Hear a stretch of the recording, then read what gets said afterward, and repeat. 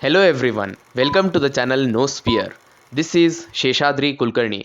दोस्तों, ये वीडियो बहुत स्पेशल होने वाला है क्योंकि इस वीडियो में हम एक ऐसे महात्मा के बारे में जानेंगे जिन्होंने ब्लाइंड होते हुए भी यानी कि अंधे होते हुए भी 250 पुस्तकें लिखे हैं और इन्हें वेद, पुराण, भगवद गीता और रामचरितमानस ये सभी कंठस्थ है।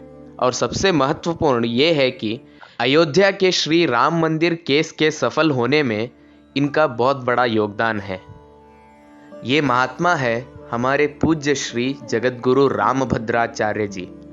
दोस्तों, स्वामी जी का जन्म 14 जनवरी 1950 को शांदी कुर्द, जौनपुर डिस्ट्रिक्ट, उत्तर प्रदेश में एक वशिष्ठ कुल ब्राह्मण परिवार में हुआ था। इनके पूर्वाश्रम का नाम यानी कि पहले का नाम है पंडित गिरिधर। इस नाम को रखा था इनकी दादी बुआ ने यानी कि पैटर्नल ग्रैंडफादर की बहन ने, जो कि मीराबाई की बहुत बड़ी भक्त थी। और हम सभी जानते हैं कि मीराबाई का पेन नेम था गिरिधर नागर। यहाँ से इंस्पायर होकर इन्होंने इनका नाम गिरिधर रख दिया। लगभग ये बाय बर्थ ब्लाइंड है क्योंकि जब ये 2 महीने के थे इन्हें ट्रैकोमा इन्फेक्शन हुआ था और उस समय में गांव देहात में एडवांस्ड फैसिलिटीज़ नहीं होने के कारण इन्हें एक वैद्य महिला के पास ले जाया गया। वहाँ पे इनकी ट्रैकोमा को ट्रीट करने के लिए उस वैद्य ने इन्हें मिरोबैलम का लेप लगा दिया। दोस्तों, मिरोबैलम एक प्रकार का प्लांट स्पीशीज़ है जिसे मेडिसिनली यूज़ किया जाता है, लेकिन इनके केस में ये पूरा अपोजिट हो गया और आँखों में से खून निकलने लगा। और इस घटना से मात्र 2 महीने की उम्र में उनकी दोनों आँखें चली जाती है। हर तरह का ट्रीटमेंट ट्राई किया जाता है, आयुर्वेदिक, एलोपैथिक, होम्योपैथिक, लेकिन किसी का भी फ्रूटफुल रिजल्ट नहीं मिलता। दोस्तों, इसके बाद इनके जीवन में एक ऐसी घटना घटता है, उस घटना के बाद इनका जीवन ही बदल जाता है। बचपन में ये जब करीब 3 या 4 साल के थे तो इनके गांव में एक मेला लगा हुआ था। उस मेले में एक बंदर का नाच था। अब जैसे ही वो बंदर नाचते नाचते बच्चों को छूने लगा, सभी बच्चे भागने लगे। उन बच्चों के ग्रुप में हमारे 3 साल के पंडित गिरिधर जी भी थे। वे भी हड़बड़ाहट में सभी बच्चों के साथ भागने लगे। भागते भागते एक कुएं में जाके गिर पड़े। वह कुआं सूखा हुआ था। इतने में एक 13 या 14 साल की बच्ची ने आकर उन्हें उस कुएं से बाहर निकाला। जब 3 साल के गिरधर जी ने इस बात को अपने दादाजी को बताया तो दादाजी ने बोला उनकी जान इसलिए बचा कि उसी दिन उन्होंने रामचरितमानस के एक लाइन को सीखा था और वो लाइन है, ये चरित जे गावहि हरिपद पावहि ते न परहि भवकूपा। यानी कि जो लोग इस चरित्र को गाते हैं वे हरि के चरणों को प्राप्त करते हैं और जन्म और मृत्यु के इस कुएं में कभी भी नहीं गिरते। ये घटना रामभद्राचार्य जी के जीवन को ही बदल डाला और इस घटना से उन्हें ये कॉन्फिडेंस मिला कि कितनी भी कठिन परिस्थिति हो, राम जी उन्हें प्रोटेक्ट करने के लिए ज़रूर आएंगे। इनका आध्यात्मिक शिक्षण प्रारंभ हुआ इनके दादाजी के टीचिंग से। इनके दादाजी इन्हें घर में रामायण, महाभारत और बहुत सारे धार्मिक ग्रंथ जैसे कि प्रेम सागर, सुख सागर, विश्राम सागर और ब्रजविलास इनके दादाजी इन्हें सिखाते थे। महज 3 साल की उम्र में रामभद्राचार्य जी अपनी फर्स्ट पोएम लिखते हैं अवधी लैंग्वेज में और अपने दादाजी को सुनाते हैं। और 5 साल की उम्र में अपने पड़ोसी पंडित मुरलीधर मिश्रा के सहाय से मात्र 15 दिन में पूरे 700 श्लोक का भगवद गीता कंठस्थ कर लेते हैं। अभी इतना ही नहीं, अपने 7 साल के उम्र में पूरा रामचरितमानस ग्रंथ जो है वो भी कंठस्थ कर लेते हैं। और इसके बाद वेद, उपनिषद, भागवत पुराण, संस्कृत व्याकरण और तुलसीदास जी के बहुत सारे कृतियाँ, ये सभी चीज़ें आचार्य जी कंठस्थ कर लेते हैं। और इसके बाद रामचरितमानस के ऊपर ये कथा करना यानी कि डिस्कोर्स करना प्रारंभ कर देते हैं और उस समय के सभी बड़े बड़े विद्वान कथाकारों का प्रशंसा और मान्यता का पात्र भी ये बनते हैं। दोस्तों, ब्लाइंड होने के बावजूद भी इन्होंने कभी भी ब्रेल सिस्टम यूज़ नहीं किया। ये श्रवण यानी कि सुनकर सीखते थे। इनके पिताजी इन्हें ब्लाइंड स्कूल में भेजना चाहते थे, लेकिन इनके माँ को ये पसंद नहीं था, क्योंकि उनका मानना था कि उस समय ब्लाइंड स्कूल में बच्चों को ठीक तरीके से ट्रीट नहीं किया जाता था। इसके बाद आचार्य जी आदर्श गौरीशंकर संस्कृत कॉलेज को ज्वाइन करते हैं और यहाँ पर वे संस्कृत व्याकरण, मैथ्स, इंग्लिश, हिंदी, हिस्ट्री और ज्योग्राफी सीखते हैं। इसी समय आचार्य जी वरदराज, जो कि संस्कृत के 17th सेंचुरी के एक ग्रामरियन है, उनका एक वर्क है लघु सिद्धांत कौमुदी, उसे आचार्य जी मात्र 3 महीने में मेमोराइज कर लेते हैं और उसमें प्रवीण होते हैं। आचार्य जी 4 साल के लिए अपने कॉलेज में टॉपर थे और वे संस्कृत के उत्तर माध्यम एग्ज़ाम में डिस्टिंक्शन से पास होते हैं। आगे की पढ़ाई के लिए ये वाराणसी के संपूर्णानंद संस्कृत यूनिवर्सिटी में एनरोल करते हैं और वहाँ पे मास्टर्स भी परस्यू करते हैं। दिल्ली में जब ऑल इंडिया संस्कृत कॉन्फ्रेंस हुआ, वहाँ पर सांख्य, वेदांग, उपनिषद, व्याकरण, इन सभी में स्वामी जी ने 8 में से 5 गोल्ड मेडल जीते हैं। तत्कालीन प्रधानमंत्री श्रीमती इंदिरा गांधी जी इन्हें ये 5 गोल्ड मेडल प्रदान करती हैं पुरस्कार के तौर पर, और इन्हें और एक ट्रॉफी देती है, उसका नाम है चल वैजयंती ट्रॉफी। लेकिन सबसे बड़ी बात यह है कि श्रीमती इंदिरा गांधी जी अपने ओन एक्सपेंसेस में स्वामी जी के फॉरेन आई ट्रीटमेंट के लिए ऑफ़र करती हैं, लेकिन स्वामी जी संस्कृत में उन्हें ये रिप्लाई करते हैं, किम दृष्टव्यम पतित जगति व्याप्त दोषेप्य सत्ये मायाचार व्रततनुभृतां पापराजद्विचारे दृष्टव्योऽसौ चिकुरनिकुरैः पूर्णवक्त्रारविन्दः पूर्णानंदो धृतशिशुतनुः रामचंद्रो मुकुंदः। यानी कि ये दुनिया विकारों से भरा हुआ है, विवादों से भरा हुआ है, दुष्ट और धोखेबाज लोगों के पापों से ये संचलित है। इसमें देखने योग्य या देखने लायक क्या है? केवल श्री राम दर्शनीय है, जिनके सुंदर बालों का झुंड उनके कमल जैसे चेहरे को ढकता है, जो पूर्ण आनंदित है, जो कि एक बच्चे जैसे मृदु स्वभाव के हैं और जो कि मुक्तिदाता है। केवल वे ही दर्शनीय योग्य हैं। अगर मैं आचार्य जी का ज्ञान का गिनती करते बैठूं तो वीडियो ये बहुत लंबा हो जाएगा, क्योंकि उनका ज्ञान समंदर जैसा है और उसे कोई तोल नहीं सकता। दोस्तों, इसके बाद स्वामी जी डॉक्टरेट डिग्री यानी कि PhD कंप्लीट कर लेते हैं। इतना ही नहीं, 9 मई 1997 को संपूर्णानंद संस्कृत यूनिवर्सिटी इन्हें पोस्ट डॉक्टरेट वाचस्पति डिग्री प्रदान करती है। और महत्वपूर्ण विषय यह है कि तत्कालीन राष्ट्रपति KR नारायण जी इन्हें ये डिग्री अपने हाथों से देते हैं। विषय जिस पर इन्हें ये वाचस्पति डिग्री मिला है वो है पाणिनि अष्टाध्यायः प्रतिसूत्रम शब्दबोध समीक्षा, यानी कि अंग्रेजी में investigation into verbal knowledge of every सूत्र ऑफ अष्टाध्यायी ऑफ पाणिनि, जिस पर इन्होंने 2000 पेज का निबंध लिखा है। दोस्तों, हाल ही में इन्होंने 3 नई पुस्तकें लिखी हैं।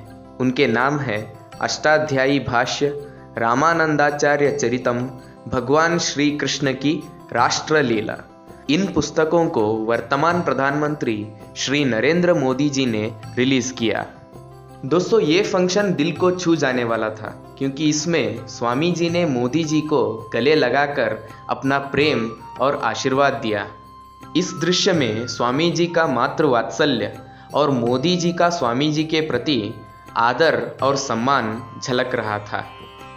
इस पूरे समारोह में स्वामी जी मोदी जी को मित्र कहकर संबोधित कर रहे थे। उन्होंने ये भी कहा कि इस पूरे संसार में उनके सिर्फ दो मित्र हैं। एक है प्रधानमंत्री श्री नरेंद्र मोदी, जो कि उनके सांसारिक मित्र है, और दूसरे हैं भगवान श्री कृष्ण, जो कि उनके अलौकिक मित्र हैं। और स्वामी जी ने ये भी कहा कि भले ही मोदी जी मुझे गुरुदेव मानते हो, लेकिन मेरे लिए वो एक अच्छे मित्र है।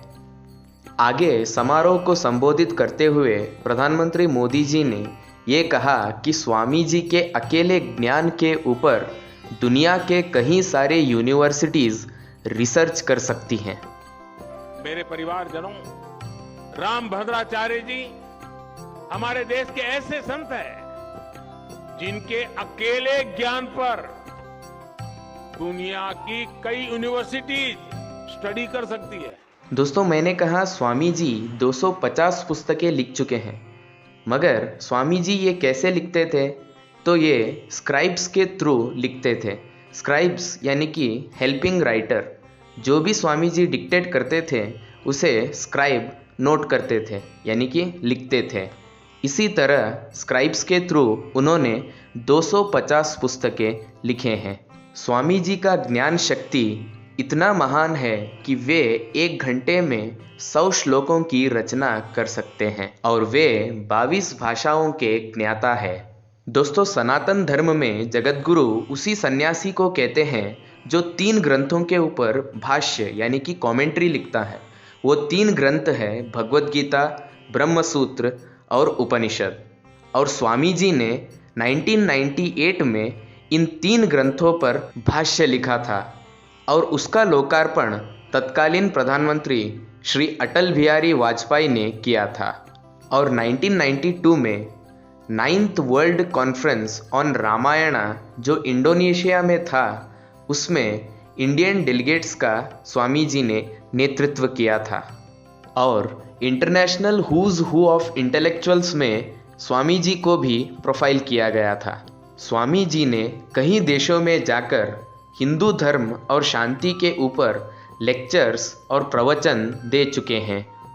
सन 2000 में न्यूयॉर्क में यूनाइटेड नेशंस द्वारा रखा गया मिलेनियम वर्ल्ड पीस समिट में स्वामी जी ने गैदरिंग को एड्रेस किया, और उस गैदरिंग को एड्रेस करते हुए स्वामी जी ने भारत और हिंदू के ऊपर डेफिनेशंस दिए, और सगुण और निर्गुण भगवान या एस्पेक्ट ऑफ गॉड के ऊपर उन्होंने लेक्चर दिया। और उनका भाषण शांति यानी कि पीस और सभी देशों के डेवलपमेंट के ऊपर था। दोस्तों, जब एपीजे अब्दुल कलाम जी भारत के राष्ट्रपति थे, तब स्वामी जी उन्हें पर्सनली मिलकर अपने ग्रंथों के बारे में और अपने वर्क्स के बारे में इंट्रोड्यूस किया, और उनका एक ग्रंथ महाकाव्य उनको प्रेजेंट किया, और अब्दुल कलाम जी ने बहुत ही स्वीट तरीके से उसे पढ़ने का वादा किया। यह महाकाव्य मैंने लिखा हिंदी, आपको यह मेड बाई मी। स्वामी जी जब तुलसी पीठ के जगतगुरु बने थे, धर्म और समाज के प्रति उनकी जिम्मेदारियां बढ़ गई थी। स्वामी जी ने अंधे और विकलांग बच्चों के लिए बहुत सारे स्कूल्स, कॉलेजेस और यूनिवर्सिटीज़ ओपन किए, और बहुत सारे हैंडीकैप्ड यानी कि फिजिकली चैलेंज्ड और ब्लाइंड बच्चों को उचित शिक्षा यानी कि फ्री एजुकेशन दिया, और अभी भी दे रहे हैं। जैसे मैंने पहले ही कहा, स्वामी जी का हृदय एक मासूम बच्चे की तरह है। जो भी उन्हें प्रिय लगता है, स्वामी जी उसके सर पर हाथ सहलाकर उसे दुलार करते हैं। वर्तमान के बहुत सारे धार्मिक कथाकार और प्रवचनकार स्वामी जी के शिष्य हैं। स्वामी जी का हृदय इतना मासूम है कि जब एक गायिका भगवान कृष्ण और यशोदा मैया के बारे में गाना गा रही थी, स्वामी जी इसे सुनकर भाव विभोर हो गए और उनके नयन से अश्रु बहने लगा। इसी तरह का समान परिस्थिति हुआ जब रामानंद सागर के रामायण के एक्टर अरुण गोविल, जिन्होंने भगवान राम का पात्र किया था, जब वे स्वामी जी से मिलने आए, स्वामी जी उन्हें अपने पास पाकर इतने भावुक हो गए कि उन्हें भी दुलार करने लगे और अरुण गोविल जी भी स्वामी जी के साथ साथ भावुक हो गए थे। दोस्तों, अब आते हैं मेन मुद्दे पर, जो कि स्वामी जी के ज्ञान और धर्म कार्य का मेरुमणि है, यानी कि स्वामी जी का अयोध्या के राम मंदिर केस में अदालत में एविडेंस प्रोवाइड करना। ये कहा जाता है कि जब शास्त्रीय एविडेंस प्रोवाइड करने के लिए कहा गया, तब स्वामी जी ने इसे एक्सेप्ट कर कोर्ट में बहुत सारे एविडेंस प्रोवाइड किए। न्यायपीठ के सामने जब स्वामी जी ने कहा कि इस वेद के इस पेज नंबर के इस श्लोक को देखिए, तब आपको अयोध्या का वर्णन मिलेगा, तब जज ने उस वेद के बुक को मंगाया और उस पेज के उस श्लोक को देखा तो उसमें अयोध्या का वर्णन था।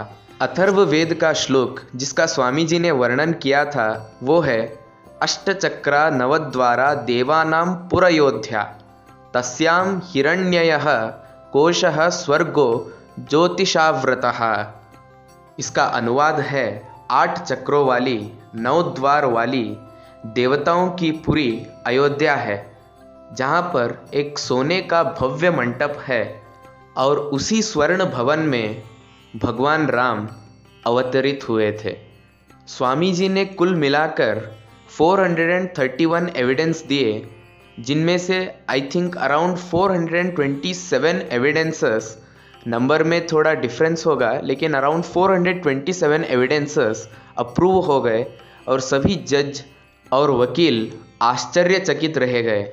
स्वामी जी के ज्ञान की भंडार को देखकर न्यायपीठ के जज ने कहा, Swami ji you are a divine power. दोस्तों, स्वामी जी का ज्ञान और धर्म कार्य इतना सरल नहीं था, क्योंकि एक बार तत्कालीन सरकार ने इन्हें जेल में भी डाला था और इन्हें हाथ में चोट भी लगी थी, लेकिन स्वामी जी धैर्य से समाज और धर्म कार्य में डटे रहे और धीरे धीरे कर अंधेरा छटा और सूरज निकल आया और उनके कार्यों को सफलता मिली। दोस्तों, एक बार एक रिपोर्टर ने स्वामी जी से पूछा क्या उन्होंने भगवान राम को देखा है, क्योंकि लगभग बाय बर्थ वो ब्लाइंड है और बिना चित्र को देखे भगवान के रूप की आलोचना या फिर इमेजिन करना करीब करीब असंभव की बात है। लेकिन स्वामी जी कहते हैं उन्होंने भगवान राम को देखा है उनके अलौकिक दृष्टि से, यानी कि स्पिरिचुअल आँखों से। और स्वामी जी एक धार्मिक लाइन को कोट करते हुए बोलते हैं, अगर भगवान की कृपा रही तो अंधा भी देख सकता है, गूंगा बोल सकता है और बहरा सुन सकता है। स्वामी जी अपने लाइफ के एक रियल लाइफ इंसिडेंट को शेयर करते हैं। एक बार जब मध्य रात्रि में स्वामी जी को शौच क्रिया के लिए जाना था, तभी इनके शिष्य सभी उनसे दूर थे, इसीलिए स्वामी जी को स्वयं उठकर जाना पड़ा। तभी अचानक एक छोटा नन्हा बालक आया जिसने स्वामी जी का हाथ पकड़ा और उन्हें शौच गृह तक लेकर गया। जब स्वामी जी ने अपना क्रिया कंप्लीट किया, जब वो बाहर आए, फिर से उस बालक ने उनका हाथ पकड़कर उन्हें अपने कक्षा तक लेकर गया और स्वामी जी को वहाँ पे छोड़ दिया। स्वामी जी जैसे ही उस बालक को पकड़कर उसे धन्यवाद देना चाहते थे, वहाँ पे वो बालक नहीं था और अपने शिष्यों को बुलाकर स्वामी जी ने उस नन्हे बालक के बारे में पूछा तो सभी अनजान थे। किसी ने आश्रम के प्रांगण में किसी नन्हे बालक को नहीं देखा था। तब स्वामी जी के चेहरे पर एक मुस्कुराहट आई और उन्हें एहसास हुआ कि वो नन्हा बालक कोई और नहीं, स्वयं भगवान श्री राम थे। तो दोस्तों, ये थे हमारे पूज्य जगतगुरु रामभद्राचार्य जी। इन्हीं के ज्ञान, धर्म कार्य और समाज सेवा को देखकर 2015 में भारत सरकार ने इन्हें पद्म विभूषण से सम्मानित किया। दोस्तों, आचार्य जी भारत के ज्ञान, नॉलेज और इंटेलेक्चुअल के प्रतीक है और सनातन के संतों के श्रेष्ठता, सरलता और महानता को दर्शाते हैं। और भारत के पीढ़ियों को प्रेरित करते हैं। आचार्य जी कहते हैं, अगर भगवान राम और भारत माता इनके सामने खड़े हो गए तो पहले ये भारत माता को प्रणाम करेंगे, फिर बाद में भगवान राम को, क्योंकि स्वयं भगवान राम भारत माता के गोद में खेले हैं। So friends, this was about Shri Jagadguru Rambhadracharya ji. Hope you loved this. Do like, share and subscribe the channel Nosphere for more such interesting informative videos. Thank you.